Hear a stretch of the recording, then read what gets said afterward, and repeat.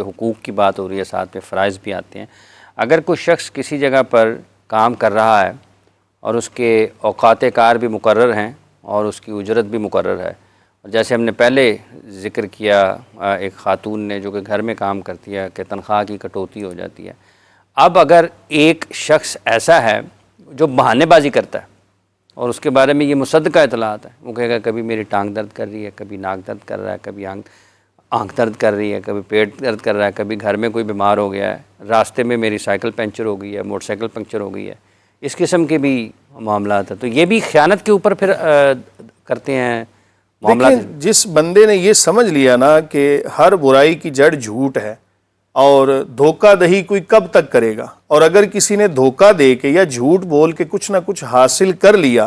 تو اس نے جو بھی حاصل کیا ہے وہ تمام کا تمام اس کے لیے حرام ہے. واضح ہے حرام ہے بالکل، کیونکہ جھوٹ بول کے اس نے کمایا نا، تو اس نے بنیاد کیا بنائی؟ جھوٹ. اور جھوٹ کی وجہ سے اس کو جتنا مال آیا وہ سب کا سب اس کے لیے حلال نہیں تھا، تو ظاہر ہے حلال نہیں ہے تو وہ حرام ہے اس کے اوپر. تو ایسی کمائی سے نہ تو اس کا اپنا فائدہ ہوگا اور نہ ہی اس کی اولاد کے حوالے سے کوئی بہتری وہاں سے نکلے گی، بلکہ وہ شر ہی شر ہے. تو یہ چیز ہمیشہ یاد رکھیں. حضور نبی کریم صلی اللہ علیہ وآلہ وسلم نے، ایک شخص آیا، اس نے کہا یا رسول اللہ صلی اللہ علیہ،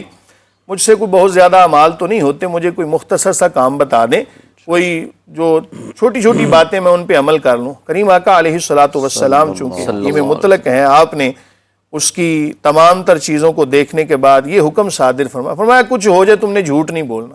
تو جب اس بات کو تم زندگی میں بٹھا لو گے تو انشاءاللہ بہتری آئے گی. اب وقت گزرتا گیا، کوئی ذہن میں آیا کسی بھی برائی کا تو فی الفور خیال آیا کہ جب رسول اللہ صلی اللہ علیہ وآلہ وسلم کے سامنے جاؤں گا، سب لوگ بیٹھے ہوں گے، رسول اللہ صلی اللہ علیہ وآلہ وسلم پوچھیں گے کہ بندے فلاں کام کیا ہے، تو جھوٹ تو بولنا نہیں. اب وہ مختصر کرتا ہوں بات کو کہ جھوٹ زندگی سے نکلا تو تمام کی تمام برائیاں نکل گئیں. لعنت اللہ علی الکاذبین. قرآن مجید فرقان حمید کے بارے میں رسول اللہ صلی اللہ علیہ وآلہ وسلم نے فرمایا، جس کا مفہوم ہے بہت سارے قرآن پڑھنے والے ایسے ہیں کہ قرآن پڑھ رہے ہوتے ہیں اور قرآن ہی ان پر لعنت کر رہا ہوتا ہے. اس کی وجہ کیا کہ یا تو وہ قرآن صحیح تلفظ کے ساتھ ادا نہیں کر رہے. مثال کے طور پہ قلب پڑھنا ہے تو وہاں پہ چھوٹی کاف کے ساتھ پڑھ دیں تو معنی ہی بالکل تبدیل ہو جائے گا، تو وہ قرآن ان پہ لعنت کر رہا ہوگا. دوسرا معنی اس کا یہ ہے کہ انہوں نے خود ہی قرآن میں مثلاً پڑھا لعنت اللہ علی الکاذبین، اور اس سے پہلے تھوڑی دیر وہ بندہ جھوٹ بول کے آیا ہے اور قرآن پڑھنے کے ساتھ وہ اپنے آپ پہ ہی لعنت کر رہا ہے. تو اس لیے یہ جھوٹ ایک ایسی چیز ہے، فراڈ کتنی دیر تک کسی کے ساتھ کریں گے؟ کرامن کاتبین جو ہمارے دائیں بائیں کندھوں کے اوپر بیٹھے ہوئے ہیں، جو ہر وقت ہمارے حوالے سے لکھ رہے ہیں، انسان کو یہ بات مد نظر ہونی چاہیے کہ میں نے ایک دن اللہ کے سامنے بھی حاضر ہونا ہے. مزدور کو بھی چاہیے کہ اس بات کو ذہن میں رکھے کہ میں اگر کسی کام کے حوالے سے خیانت کرتا ہوں، جھوٹ بولتا ہوں، تو آج دنیا میں بالفرض مجھے اگر ظاہری فائدہ ہو بھی جاتا ہے، لیکن کل قیامت کے دن مجھے اس کا حساب دینا ہوگا. رسول اللہ صلی اللہ علیہ وآلہ وسلم نے صحابہ سے پوچھا، صحابہ بتاؤ میری امت کا مفلس کون ہے؟ صحابہ عرض کرتے ہیں یا رسول اللہ صلی اللہ علیہ، جس کے پاس مال و دولت نہیں، ظاہری اسباب نہیں ہے. رسول اللہ صلی اللہ علیہ وآلہ وسلم نے فرمایا نہیں، بلکہ میری امت کا سب سے مفلس وہ شخص ہے کہ جو قیامت میں آئے گا بڑی بڑی نیکیاں لے کر، لیکن اس کے لیندار آ جائیں گے دنیا میں جن کا حق مارا تھا، اور یہ جھوٹ بول کے اگر کسی کا حق لے لیا تو یہ بھی کل قیامت کے دن ادا کرنا پڑے گا. یہاں تک حضور صلی اللہ علیہ وآلہ وسلم نے فرمایا کہ اگر دنیا کے اندر سینگوں والی بکری نے دوسری کو مارا ہوگا تو کل قیامت کا دن اس کا بھی حساب دینا ہوگا. تو یہ جو مفلس شخص ہے نا، جب اس کی تمام تر نیکیاں جو ہیں وہ ختم ہو جائیں گی تو اب کچھ بھی پاس نہیں بچے گا، تو کہا جائے گا کہ اب دوسروں کے گناہ اس پہ ڈالو، تو یہ مفلس شخص ہوگا. اس لیے دنیا کے اندر ایک دوسرے کے ساتھ دھوکہ دہی کر کے اگر کچھ حاصل بھی کر لیا، لیکن بروز قیامت اس کا حساب دینا ہوگا. علامہ صاحب، یہ ایک پہلو یہ بھی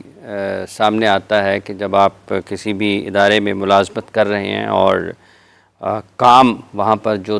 آپ باصلاحیت ہیں بہت، اور چونکہ کچھ ایسے لوگ بھی موجود ہوتے ہیں جو جمع تفریق کرتے ہیں اور کہتے ہیں کہ سر یہ دیکھیں یہ 10,000 والا بندہ ہے تو ہم اس کو پھنسا لیں گے 5,000 تک، تو اس کو، تو یہ بھی اس بارے میں کیا حکم ہے؟ کیونکہ اگر وہ ایک بندے کو 10,000 دیں گے تو 5,000 میں ایک اور بندہ بھی رکھا جا سکتا ہے نا. تو یہ اس سے دو پہلو نکلتے ہیں، ایک یہ کہ مزید روزگار کے مواقع بھی نکلتے ہیں، اور یہ ایسا بھی آنا ہوتی ہے سر، ایک یہ ہے کہ ایک اور بندہ اس کی کم ہو جاتی ہے. جی پیچھے ایک بات گزر چکی، وہ طے نہیں ہو سکی. وہ بات ہے مزدوروں کو مارنے پیٹنے کا۔ اچھا،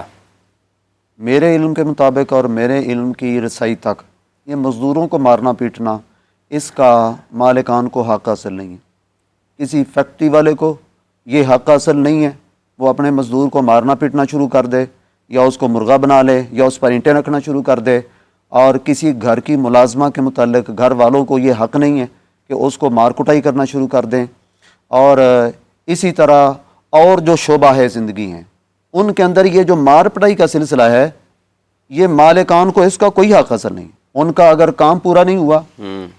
تو وہ اس حساب سے عدل و انصاف کے ساتھ اس میں سے کٹوتی کر سکتے ہیں، یہ ان کو حق حاصل اچھا، ایک قطع کلامی کے مادہ چاہوں گا، جیسے آپ نے تھوڑی سی بات یہاں پر آ جاتی ہے کہ ہمارے کئی ایسے ادارے بھی ہیں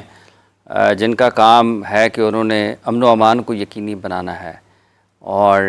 یہ بھی سننے میں آتا ہے کہ وہ چلتے چلتے ایک ریڑھی والے کے پاس سے گزرے ہیں، املی آلو بخارے کا شربت ان دونوں لوگوں گلاس پیا ہے، پیسے نہیں دیے، اس کی وردی دیکھے انہوں نے کہ یار چھڈو پرے کہ صاحب کو لوگ کی پیسے لینے کسی کی ریڑھی الٹا دیتے ہیں۔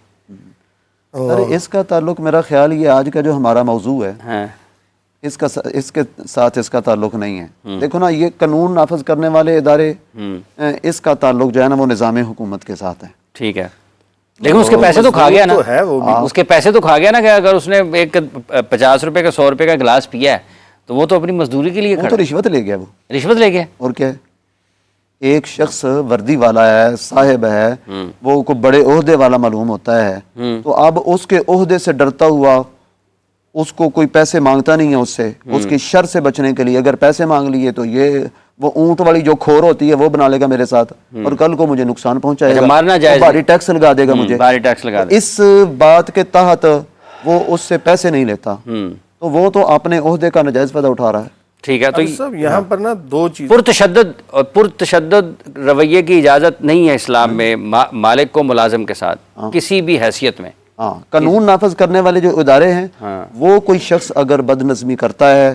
تو اس کو مناسب سزا دے سکتے ہیں۔ اسی طرح سے والدین اپنے بچوں کو جو ہے نا وہ راہ راست پر لانے کے لیے، تربیت کے لیے مناسب سی ایسی سزا جس سے بچوں کا ٹیلنٹ ختم نہ ہو، جس سے بچوں کی بھاگ نہ جائیں کام سے، تربیت کی بجائے بچے ڈھیٹ ہو جائیں، اتنا بھی نہیں مارنا چاہیے، لیکن مناسب جیسے نبی کریم صلی اللہ علیہ وسلم نے فرمایا 7 سال کا بچہ ہو جائے تو اس کو نماز پڑھنے کا حکم دو،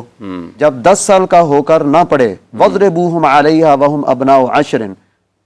ان کو پھر پٹائی بھی کرو ان کی۔ تو 7 سال کے بچے کی پٹائی کرنا ٹھیک نہیں، وہ نماز نہ بھی پڑھے اس کی پٹائی بالکل نہیں کرنی چاہیے، اور 10 سال کا ہونے کے بعد اگر وہ نماز نہیں پڑھتا تو ماں باپ اس کی پٹائی کر سکتے ہیں۔